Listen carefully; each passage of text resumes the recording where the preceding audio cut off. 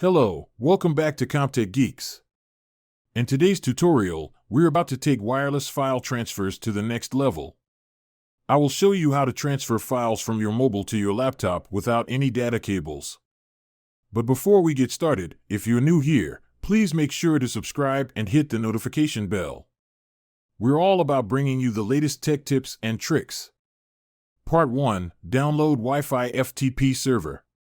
Visit your Google Play Store, Apple Store, Get Apps, and install the application on your smartphone. Part 2. Setting up a Wi-Fi FTP server.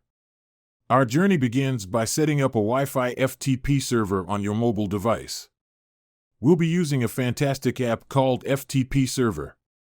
Configure Wi-Fi FTP server. Click the Start button and allow permissions.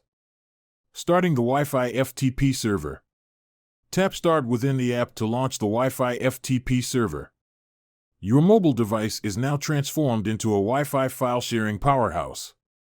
Connect laptop to the same Wi-Fi network. Part 2. Adding a network location on your laptop. Now, let's kick it up a notch by adding a network location for even more convenience. Create a network location. On your laptop, open this PC or my computer, right-click, and choose Add a Network Location. This will open the Add Network Location wizard. Wizard Steps. Follow the wizard steps, entering the Wi-Fi FTP server address and providing a name for your network location. This will create a shortcut to your mobile's files. Access your network location. You can now access your mobile's files directly from this PC or my computer like any other folder on your laptop. And there you have it.